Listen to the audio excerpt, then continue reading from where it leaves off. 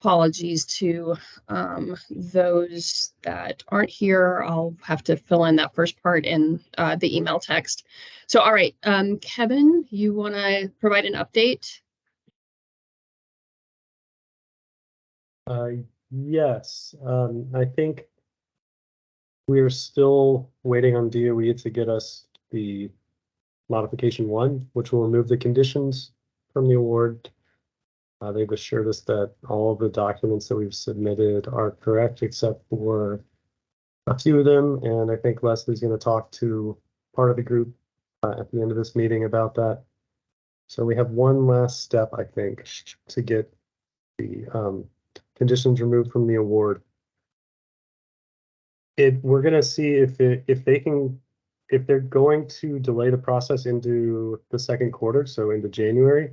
We're going to try to get at least the final version of the terms and conditions from them, because the version that we got from them right now is fully conditional special terms and conditions. So there might be some back and forth still with DOE. There's going to be a delay, of course, because of the holiday week coming up. But we will try to communicate with everyone what's going on with that. And we still want to invoice these hours to the project. The project did start October 1st. That's not changing. And we'll talk about reporting and templates later on, I think, in this meeting. So that's all I have in terms of the actual paperwork update. All right, thanks, Kevin. All right. So next item is steering committee. And thank you all who've indicated your willingness to be official members of the steering committee. We got a really good response. There's still a few organizations that are making decisions about this, but as you can see, it's a really great list. We've got 20 organizations represented, 21 primary members, 16 backup members. So this will be the official roster that we are providing to Department of Energy the end of this month as one of the Q1 deliverables. So I know you can't really read the text because trying to get it all on here, it had to be very small. But again, here's the link to that document so you can check it out at your leisure and see who all's on the committee. David, I did the circle so I could remember. Do you want to take a moment and introduce our 2 brand new team members and additions to the steering committee? Yeah, absolutely. Thank you, Leslie. And as she noted, so hi, everyone, first of all. We have included as part of our team a few consultants I'd like to briefly introduce who will be assisting us in the community engagement strategy for this project. The first is Mary Stevens. She's with Insight Consultants. Insight is an Arizona-based consulting group who works at the intersection of community organizing and institutional partnerships. They catalyze institutional transformation through anti-racist policies, cultural and artistic organizing, and utilizing place-based approaches accountable to those most impacted. They center the experience, knowledge, culture, and practice of those most impacted by systemic disparities and hold themselves accountable to marginalized communities. Next is Lisa Churchill. Lisa is the founder of Climate Advisory and is an expert in climate change with 25 years of experience in the design field and a lifelong passion for the natural world. Her training as a paleontologist with a focus on mass extinctions has given her a unique perspective on resilience to work fluidly and creatively in this space. Recognizing the urgency for meaningful change, Lisa is committed to making climate resilience an achievable goal for everyone, regardless of their starting point. I would invite either Mary or Lisa or both of them to, if you'd like to say any words really briefly at this time. Thanks, David. Hi, everyone. I know we're on time. It's great to be here. This is such an exciting project. I've been traveling nationally, and actually this project has come up a number of times. So really a big honor to be a part of it. And thank you to everybody that's already responded to some of our emails to set up one-on-ones. We're really looking forward to learning with you and building with you in this process. Thank you. And likewise, being respectful of time, I'm really excited about this work. I did some similar work for HUD with the Resilient Building Codes toolkit that I think we'll be able to leverage here. And again, just glad to be part of the team and know that we have a lot to cover. So I'll leave it there for now. Leslie, if I could, I just want to say that, you will be making introductions to members of the respective organizations on this call and our team, including Mary and Lisa, over the next few weeks. And then Mary's going to be setting up, like she said, one-on-one conversations with you all starting in the new year. And that's to better understand your goals and priorities around the RESI work and give us a good idea of how to better go about tapping folks for the Equity Advisory Panel and designing the overall community engagement plan. And with that, I'll turn it back to you, Leslie. Thank you for the opportunity.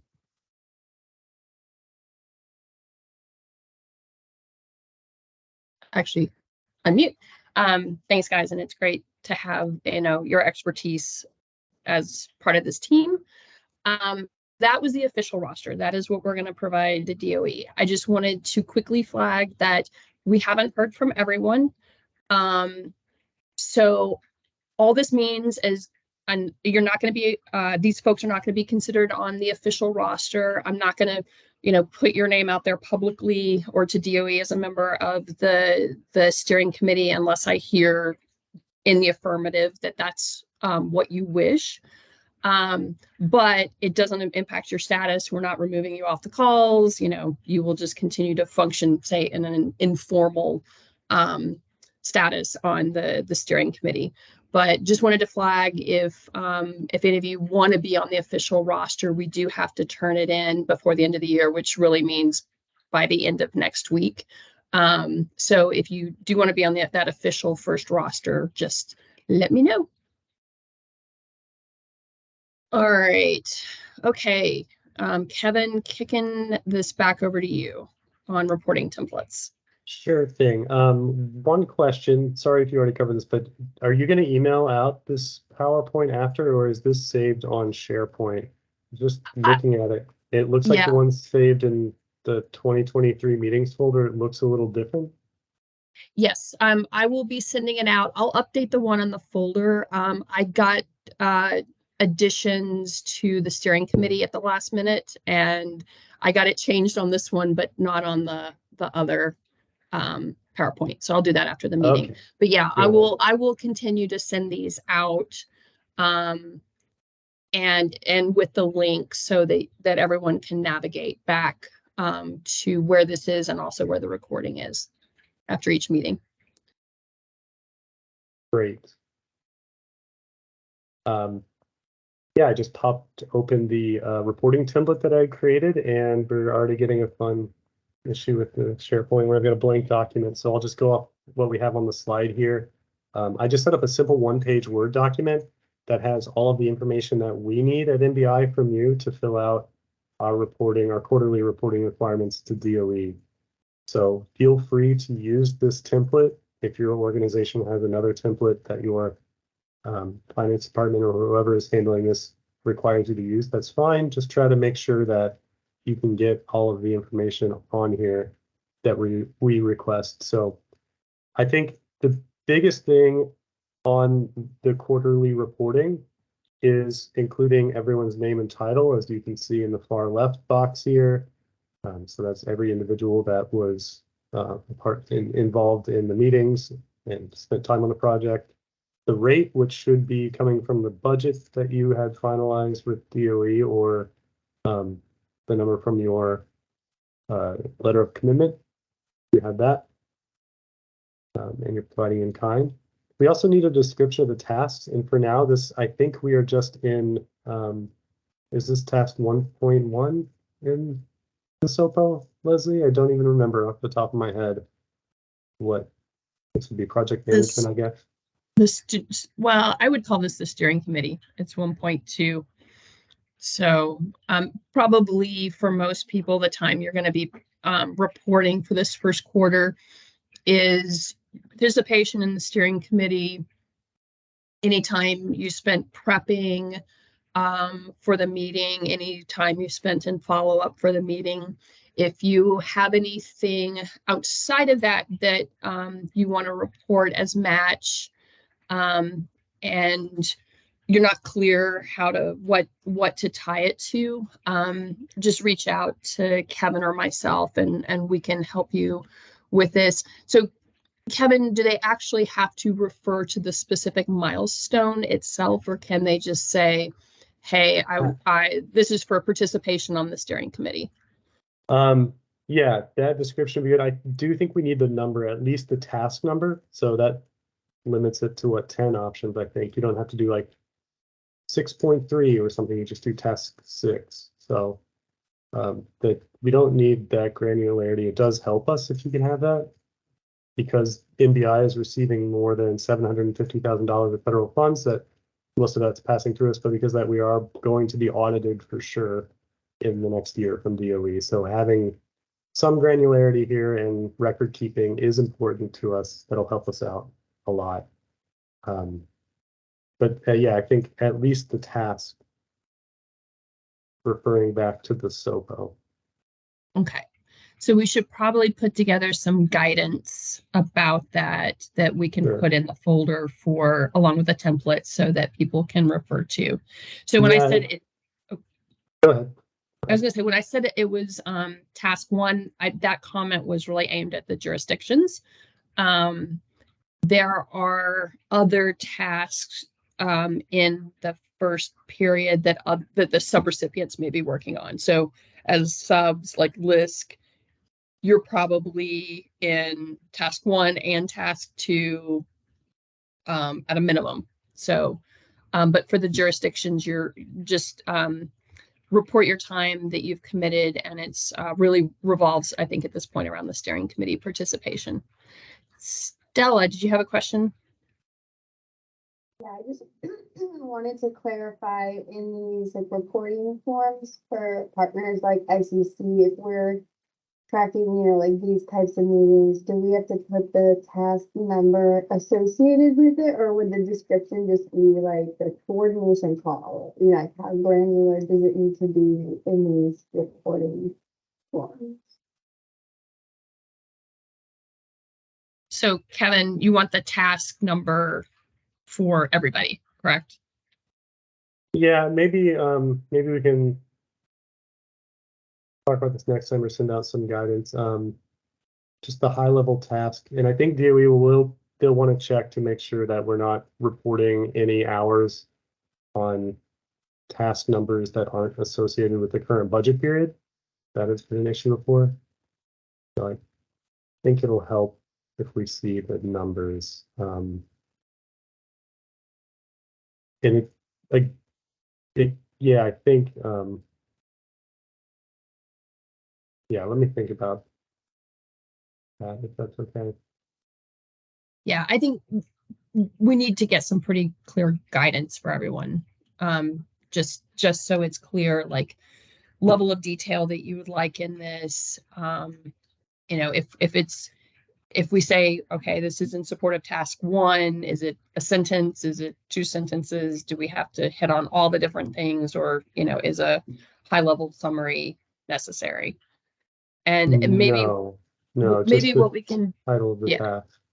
Okay, then maybe what we can do, Kevin, is in addition to that guidance, as we work through it, I will do my reporting for quarter 1, and we can send that out as kind of an example.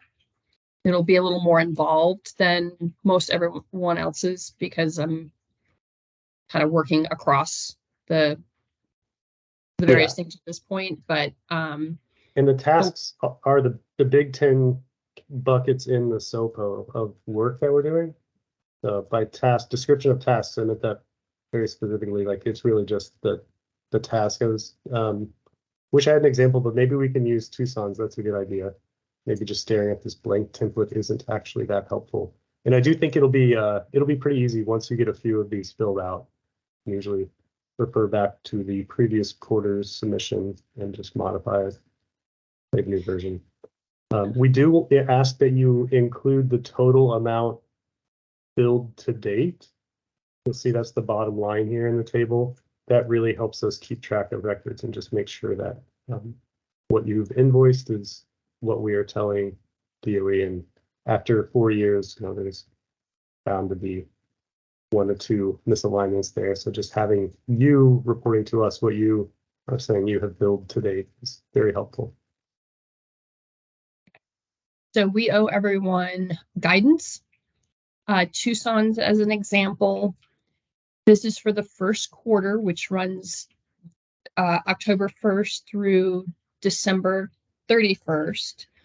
But Correct. when are we actually going to have to submit these to DOE? Yes. So in terms of due dates and timelines for submission, we have 30 days from the close of the quarter to get all of our stuff into DOE. And our finance department needs everything from us by the 22nd is the general rule. So we will need everything from everyone by the 15th, just so that gives us a week to process, and then our finance team. And this in January, this first go that, we can maybe say the 22nd or something if we need a week to talk through it. And if we need to look over this in the next coordination call, we can sort that out. But in the general rule will be the 15th of the month after the close of the quarter. So January 15th for quarter 1 and April 15th for quarter 2. Okay. All right. So we've got a little time. We will send out guidance. We'll send out an example. We'll send out a reminder with the date, and we will be available for any clarification, either email or a quick call. So just let us know. And I think Kevin's right. I'm still trying to figure out what I'm going to do for mine, but I think this will get easier as we do things, and as we all get familiar with those 10 tasks and kind of where our work fits in. I can't even remember those 10 off the top of my head, and I've seen the SOPO way too many times. Yeah, no, I think I'm more than happy to meet with anyone to talk through the reporting templates and what you need. But I think once we do a few of these, they will become very easy. And there are two, they're slightly different. They look really similar, but one is for the cities and counties in kind. And there's the link to this form on the share drive. And then the other one that's, again, slightly different is subrecipients, and there's a link to that one as well. So once everyone gets access, you'll have all of this, and we'll put the guidance in that folder as well. All right. Well, before we move on to that, sorry, I'm on a small screen, so juggling looking at the PowerPoint and answering questions is not good. So let's take a second. Anyone have any just immediate questions about the reporting?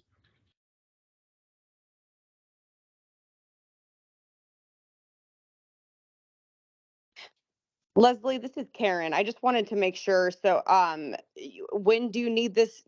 Do you need this before the end of the year, or once you send information via email with the shared link and the additional information you said you were going to send? It'll, like Kevin said, it'll be due from everyone. We're going to set the 15th as a date. Maybe we can give a little extra on this one with the holidays and everything, Kevin, and say the 18th, which is the next steering committee meeting. Great, perfect. Yeah, and then we can do one final reminder on the 18th at the steering committee that, we need the forms. So yeah, so January 18th for this one is the due date. And then from here on out, it'll be April 15th, October 5th. April 15th, July 15th, October 15th, January 15th. So that we'll just have to do this 4 times a year. So, Got it. Thank you. and I'm hoping it'll feel a lot more natural about 2 or 3 of these in. So, all right. I'm not seeing any other questions or hands. All right. So the other thing that we need to talk to you guys about today is we've also gotten a request from PNNL, the Pacific Northwest National Laboratory. Part of our grant award includes technical assistance from PNNL.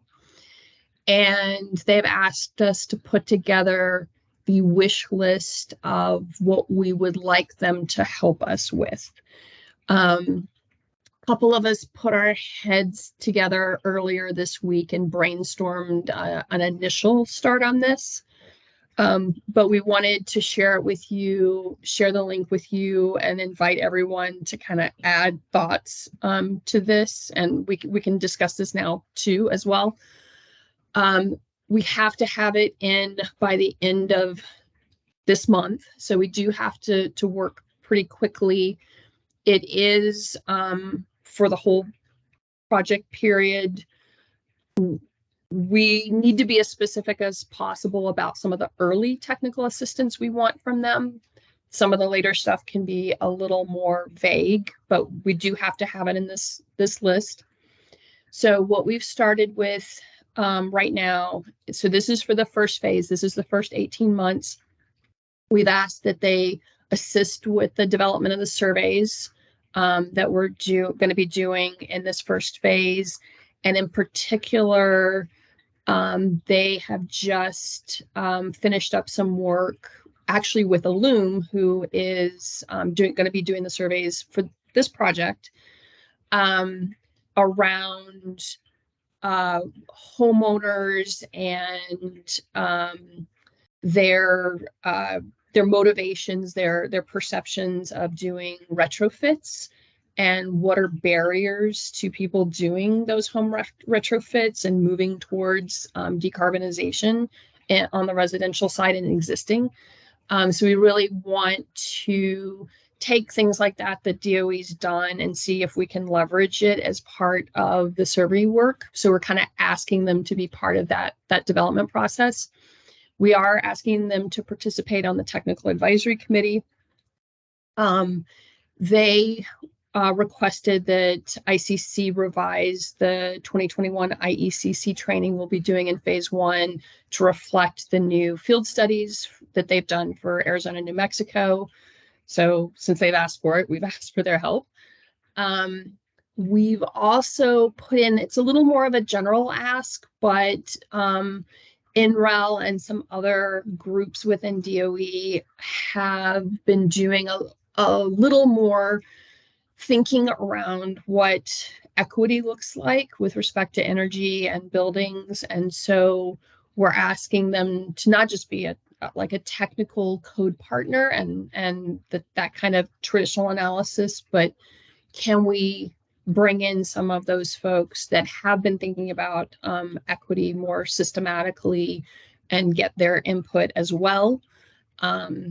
And then the really big thing is, based on all this survey work, really the end point for this first phase is developing like the actual scope for the resilience code, i.e. what parts of the I codes are we going to tackle, and what does resilience and equity look like in that sense, the scope of the net zero roadmap, and then also a framework for the implementation guide. So we want them to provide input there. Phase 2 is where we get to the more technical part of our ask. And we are asking for support on all 3 of those main pieces. So looking at the resilience code, and we'd identified kind of a cost to construct analysis and asking them to be a little more broad. And it's not just the cost of this feature versus what you would have done without the code, but trying to think more broadly around the benefits of code improvements, health, reduced energy burden, but also some of the costs that they may not typically look at, such as the impact to the building industry in terms of like having to change their processes, having to redo their modeling, having to retrain their workforce in order to comply with these new codes. Then on the net zero policy and code roadmap, what we're asking them to do is say, let's not just look at the code. So we're not asking them to do a net zero code for us, but we're asking them to help us develop this pathway, this roadmap that provides policy guidance to the jurisdictions on moving towards a net zero energy built environment as a whole. Not that we're going to try to tackle every last thing in transportation and whatnot, but what I mean by built environment is this idea of not just approaching net zero in each building by building by building, but taking into account changes in the electrical generation and distribution in the grid, taking into account technological changes, taking into account, things like land use. How do you make this transition more feasible? But we're also asking them to look at, if you make an equal investment in reducing greenhouse gas emission and energy use, with that equal investment, how far does that get in just changes, advances in the building code for new development versus retrofitting existing buildings, to start to make the case that, see how it balances out. So maybe the best pathway isn't just focusing on new construction and pushing that as far as you can go, but how much of a difference would it make to put more emphasis on existing buildings, getting better numbers around that. And then this one's a big ask, but asking them to look at existing building stock. We're ideally going to have them do this in all the jurisdictions involved in this steering committee.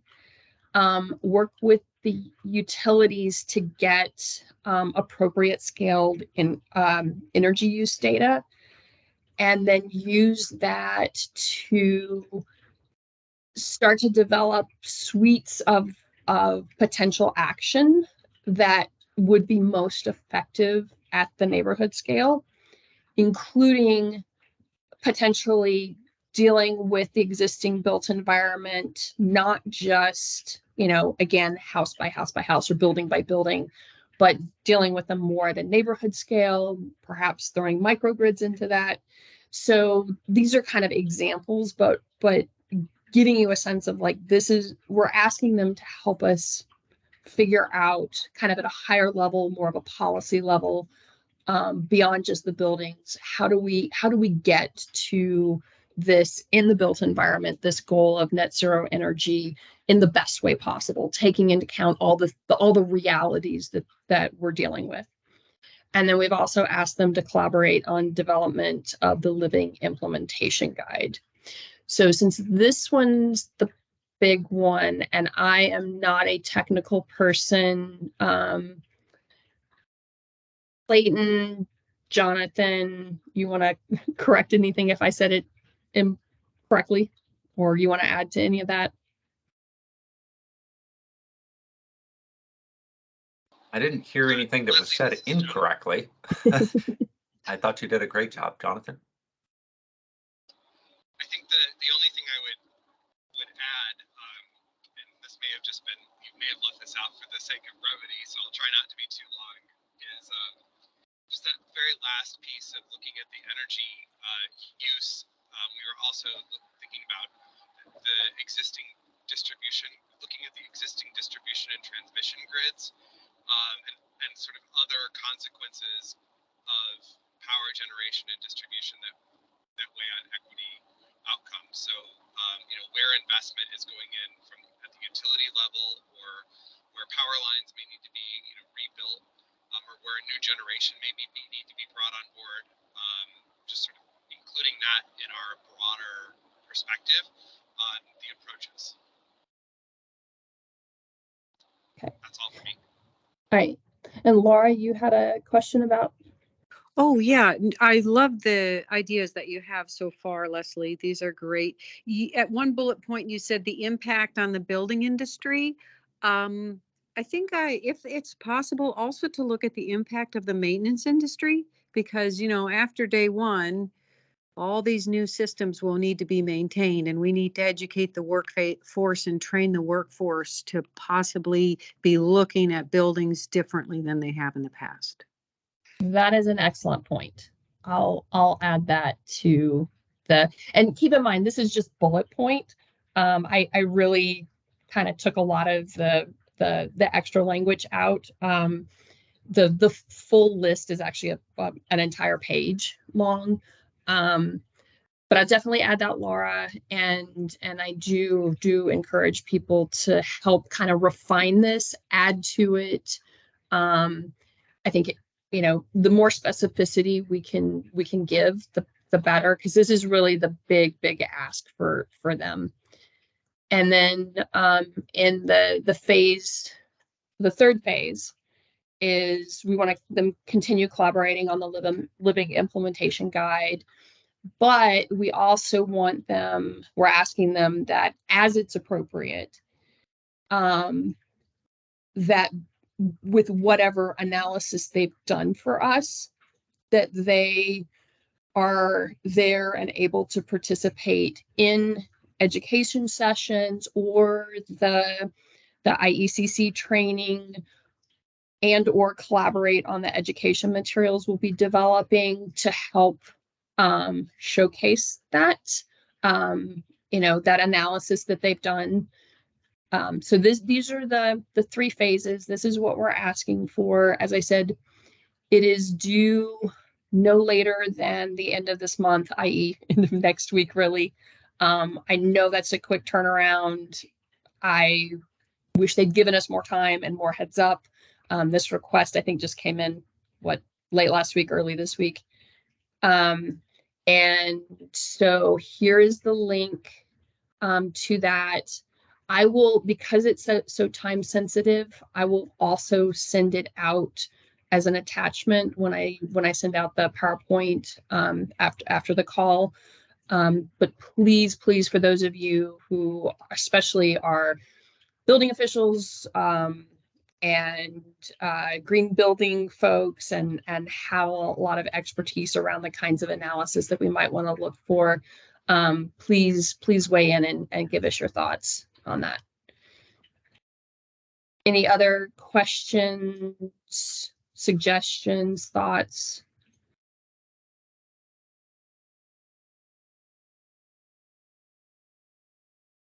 Right. All right, we are just about done with slides.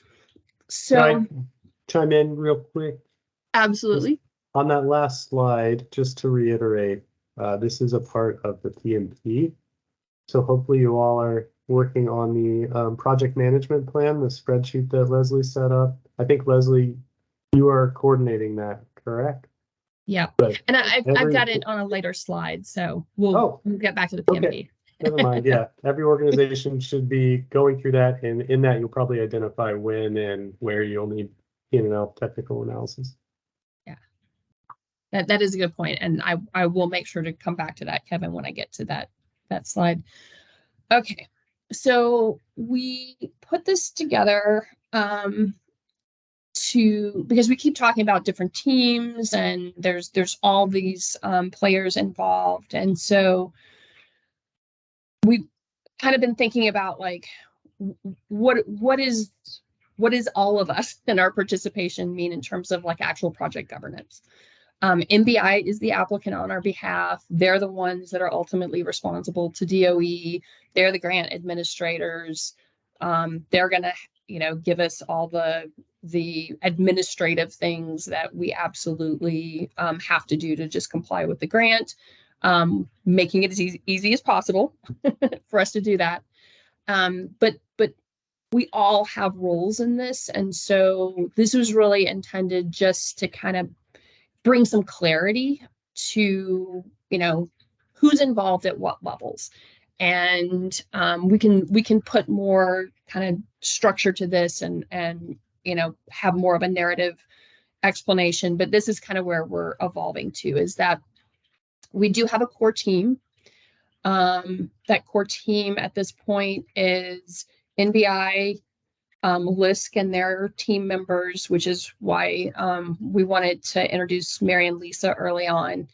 ICC, IES, which is Institute for Energy Solutions, and the City of Tucson.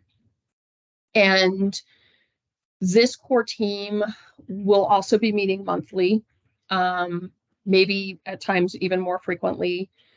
And it really is about trying to make sure all the different pieces are coordinated, keep the project on track. This will be the group setting the steering committee agenda as well. We've been going through the award process and it's been mostly administrative. I've kind of tackled that on my own, but hopefully this will now evolve to the full core team weighing in, because we're going to be transitioning into these steering committee meetings, bringing you things, actual like deliverables or products or elements that we're working on that need input. But beyond the core team, there is an expanded group of organizations that includes SWEEP, Illume, Quest Energy Group, Quadro Design, USDN, Nature Conservancy, and not to and all diminish their roles. The core team, the 4 organizations, not including Tucson, kind of own or are responsible for 90% of the milestones in the SOPO. And so, and they have a much larger responsibility. They're spending more time. The rest of the technical team, their role's a little more focused, and we wanted to be respectful of groups' time and not drag you into more and more meetings as you know, it chews up budget. So the technical team is a core part of the steering committee. As the core team meets, there are going to be times where we do need to pull technical team members into those meetings. For example, you know, we're going to be tackling the surveys and what, you know, what are the core questions we're trying to answer? What are the targets for this? What are we trying to get out of it? And so we'll bring Illume in and actually probably all of the technical team to really help kind of start drafting that. So the technical team's involvement in those kind of regular core meetings will be as we need direct involvement. But otherwise, we're trying to keep too much off your plate because I know your time's valuable. And whereas with, you know, NBI, LISC, ICC, and IES, this is a big chunk of time. And then finally, the steering committee, that all folds down and we add the cities and counties. You guys were the original drivers for this proposal and where the ideas came from. You did the letters of commitment, you're doing the in-kind match, and then the state energy offices as well, because they are absolutely key partners because of their roles in this space on an ongoing basis. Their ability to leverage beyond what we're doing with this project, and the fact that there's going to be substantial amount of funding coming through the COs, in particular through the IRA. So we're kind of envisioning it like this. It's still a little fluid and we want to have complete, transparency between all these levels. That's the goal. So if folks feel like they need to be more involved, feel free to reach out on that. But basically the main differentiation is just the amount of time that the individual organizations, their representatives, are committing to the project. That fundamentally is what this is about, and trying to be respectful of people's time and participation and trying to optimize that. So I will take a second and pause there. How do folks feel about that? Think about that? Any questions?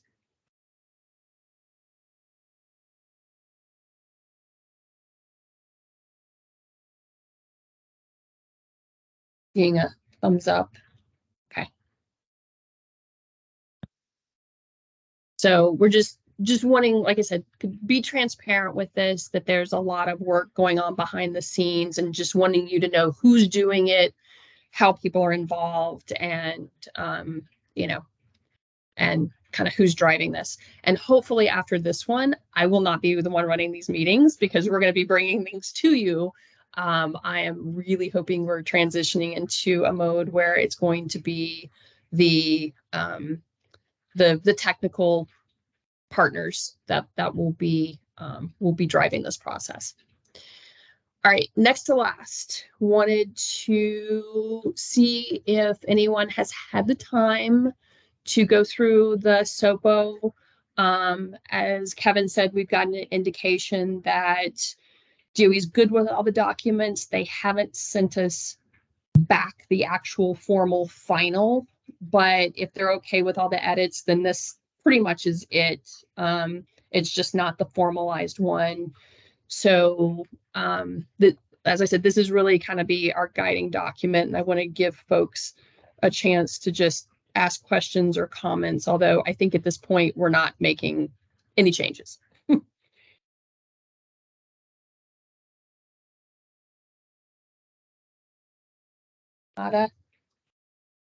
Okay, but I do encourage you, please do take a look at it, familiarize yourself at a minimum, those 10 tasks, so it'll make the reporting part of this easier. All right, and then the final slide, and we'll have time for Q&A. And then I just reiterate, I need a couple of you to hang around after this slide. Let me just kind of go back real quick and make sure I know who, or Kevin, can you look that up? So we need Glendale, Avondale, Tempe, Mesa, Flagstaff, and Coconino County. Did I get everybody?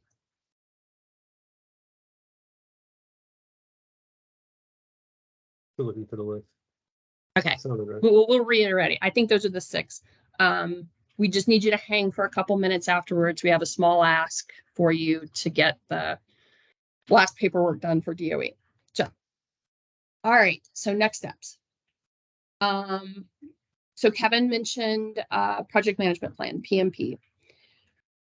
We do have a kind of standardized, simplistic one that's due to DOE the end of this month, and Kevin's working on that. It's pretty basic. Apparently, it's just a regurgitation of the SOPO. But we do want a more detailed one. And so that is one of the key things we're working towards right now. We met, we had a kind of the core team met earlier this month, and we took all 40 milestones, and those have been assigned to various team members, not to be fully responsible for, but to flesh out what the tasks and timelines will be for those milestones. We've asked those core team members to get us drafts by the 5th of January. And then we have a full technical team meeting to discuss that on the 9th. Then our hope is to bring that back to you guys on the 18th, which is our next steering committee meeting. The goal is not so much to go through the project management plan in detail, but more to kind of at the high level focus on the various organizations and their roles and where they're going to be working with other partners, where they are really expecting, particularly early on in the process, input from the steering committee. So it'll be fairly high level, but hopefully we come out of that meeting with you all having a very comfortable sense of who all the technical partners are and what they're doing and how it all interrelates. At this point, in terms of the technical team, we have 10 partners. So it's a good solid team, and we're really doing this to make sure that it's all well coordinated, all well integrated, and we're maximizing cross partner work and support as much as possible. During that time, as David pointed out, the LISC team, particularly Mary and Lisa, will be reaching out. I'll start emailing you all and connecting you with them, but they want to do one-to-one interviews, one-on-one interviews with you all, so that they have a good sense of your goals, especially for the jurisdictions. I've gotten to hear for over a year now, what your priorities are, what you want to see out of this project, and now the technical team kind of needs to get a better sense of that as well. And so they'll be doing interviews with you all to really get a better sense of what your goals are. And that will, as David said, feed into a number of different products, including the engagement plan that they're starting to think about. And then moving on, these are not exact dates. Again, the steering committee will make the determination about what we're going to tackle at what steering committee meetings, but just kind of thinking ahead, probably February and March, we will be looking at the engagement plan, looking at the project website, the equity advisory panel and the technical advisory group, and what that's shaping up to look like. And then probably April and May area timeframe, getting your input on surveys. We also have some early education sessions we'll be doing, getting input on kind of what we should be using those sessions to accomplish, and who we should be engaging, and what all that looks like. So that's just kind of a look ahead. Until we get the award finalized, it's still a little bit of a slow roll, but we wanted you to know that there is still a lot of work going. A lot of this is shaping up, and